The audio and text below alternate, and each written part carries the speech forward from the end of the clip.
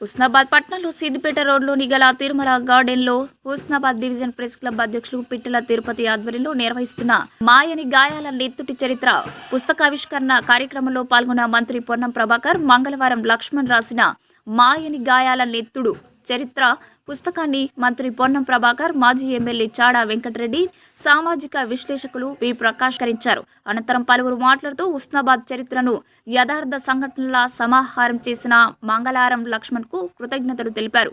ఈ కార్యక్రమంలో doctor Veldanda Sridhar, municipal chairperson Akula Rajitha Venkata, vice chairperson అయిన అనిత, ప్రముఖ రచయిత అన్నవరం దేవేందర్, గులాబీల మల్లారెడ్డి, చిత్తారి రవీందర్, కొండా లక్ష్మణ్, పొన్నం రవిచంద్ర, ఫజల్ రెహమాన్, కొండా రవీందర్, బసవరాజ్ శంకర్, పందిళ్ల శంకర్, నన్నే అజయ్, కోహెడ ప్రసాదరావు, చెల్లా రాజు, జర్నలిస్టులు, ప్రజాప్రతినిధులు తదితరులు పాల్గొన్నారు.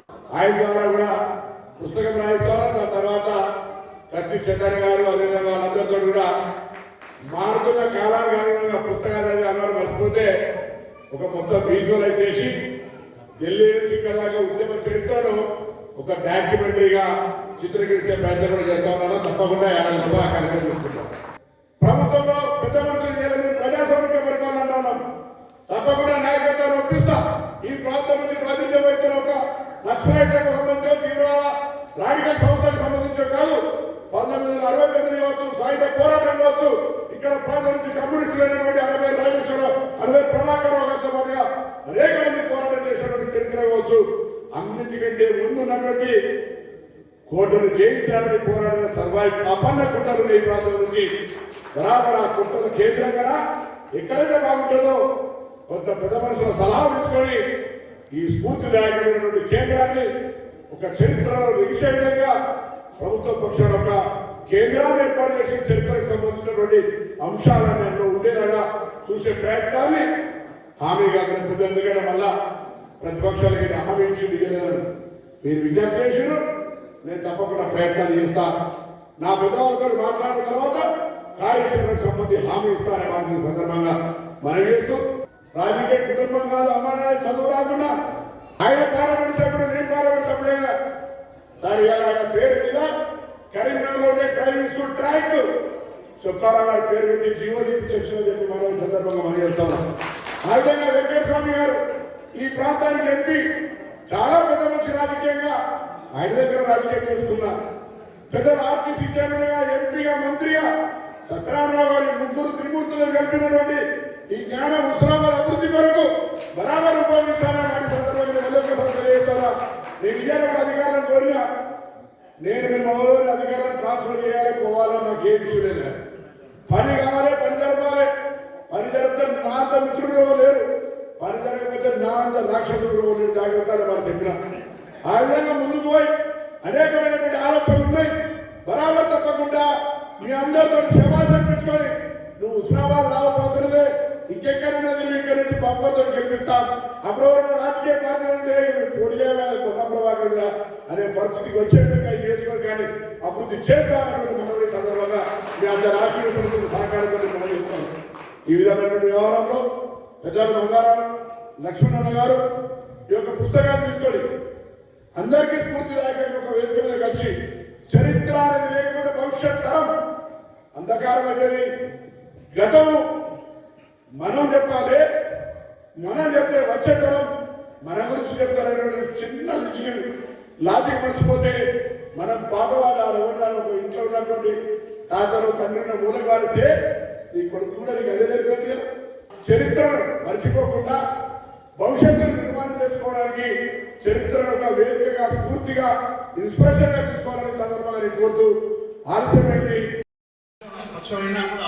మొదటి అసెంబ్లీ ఆగుతున్నాడు, వేస్తాడు, పోతాడు అంటే ఇక్కడ తప్పు జరిగితే అక్కడ నిలదీస్తాడు. అందుకని నిలదీసే తత్వం ఒకవైపు ఆయన ఉంటుంది. హుస్నాబాద్ లో ఎమ్మెల్యే గెలవడం అనేది ఇంకా నీకు ఈ మరి అసెంబ్లీలో మరి అక్కడ సక్సెస్ అవుతూ మంత్రివర్గంలో సక్సెస్ అవుతూ హుస్నాబాద్ లో అనేక అభివృద్ధి కార్యక్రమాలు ఇంకా మిగిలిపోయినాయి. మరి అనేక సమస్యలు కూడా ఉన్నాయి. ఈ సమస్యలకు సవాలు పోవాలి. ఇంకోటి ఏమో ఈ ప్రభుత్వాల బందీగా ప్రజాస్వామ్యం, ఇది కూడా నేను అనేక వ్యాసాలు రాసిన సంకలనం. తర్వాత నిజంగానే అక్కడ బీజేపీ ప్రభుత్వం ఉన్నప్పుడు సరే ప్రకాష్ గారు మిగతా గారు సీఎం గారు ఇవ్వలేమనుకోకుండా ఇక్కడ కూడా ప్రజాస్వామ్యం అంటే ప్రజలు కలిసే ప్రభుత్వం కాదు కాబట్టి ప్రభుత్వాల బందీగా ప్రజాస్వామ్యం. ఇప్పుడేమో కాంగ్రెస్ ఉద్యమం మేము ప్రజాస్వామ్యాన్ని బందీ చేయం, ప్రజాస్వామ్య ప్రభుత్వంగా పేరు తెచ్చుకుంటాం, అందుకని ప్రజాపాలన పెడతాం. అంతేకాదు మేము ప్రజాపాలన పెడతాం, అందరు గల్తా ఉంటున్నాం. మీరు కలవాలి, మీరు ఇచ్చిన హామీలు అమలు చేయాలి, మంచి పేరు తెచ్చుకోవాలా. అందుకనే ఈ ప్రభుత్వాల బందీగా ప్రజాస్వామ్యం బదులుగా ప్రజల మధ్య ప్రభుత్వంగా మీరు పేరు తెచ్చుకోవాలని చెప్పి ఈ సందర్భంగా ఈ రెండు కూడా మరి వెన్నెల ప్రభాకర్ గారికి ఈ అసెంబ్లీ సాక్షిగా ఈ పోరాటాన్ని తర్వాత ఈ ప్రజాస్వామ్యాన్ని అంటే ప్రభుత్వాల మధ్య ప్రజాస్వామ్యం అనే పద్ధతిలో ఉంటే పద్ధతిలో వ్యవహరించాలని కోరుకుంటూ బంగారాపు లక్ష్మణ్ ఈ పుస్తకాన్ని రూపొందించడం జరిగింది. ఈ పుస్తకాన్ని సోదరుడు మిత్రుడు పొన్నం ప్రభాకర్కు ఎంపీగా గెలవగానే ఆయనను అప్పుడున్నటువంటి గౌరవ రాష్ట్ర ముఖ్యమంత్రి వైఎస్ రాజశేఖర రెడ్డి ఉమ్మడి జిల్లా ఎంపీల పూర్వం కన్వీనర్గా ఎంపిక చేయడం జరిగింది. అట్లా అంటే ఒక పదవి రాగానే ఇంకోటి ప్రమోషన్. అట్లాగే కరీంనగర్ సింగిల్ విండో చైర్మన్ అయితే డీసీఎంఎస్ చైర్మన్ అండి. డీసీఎంఎస్ చైర్మన్ కాగానే వెంటనే మార్కెట్ చైర్మన్ అండి. ఆయనకు వచ్చిన 3 పదవులలో ఫస్ట్ సింగిల్ విండో చైర్మన్, దాని ద్వారా డీసీఎంఎస్ చైర్మన్, దాని ద్వారా మార్కెట్ చైర్మన్, తర్వాత పార్లమెంట్ సభ్యులు, ఉమ్మడి జిల్లా పార్లమెంటు సభ్యుల ఫోరం కన్వీనర్. అదేమో ఆశామాషి పదవి కాదు అది అప్పుడున్న పరిస్థితులు. ఇప్పుడు కూడా హుస్నాబాద్ ఎమ్మెల్యే, ఆ తర్వాత మంత్రి. అది దక్కంటే వస్తుంటే మనం ఏం చేయగలుగుతాం.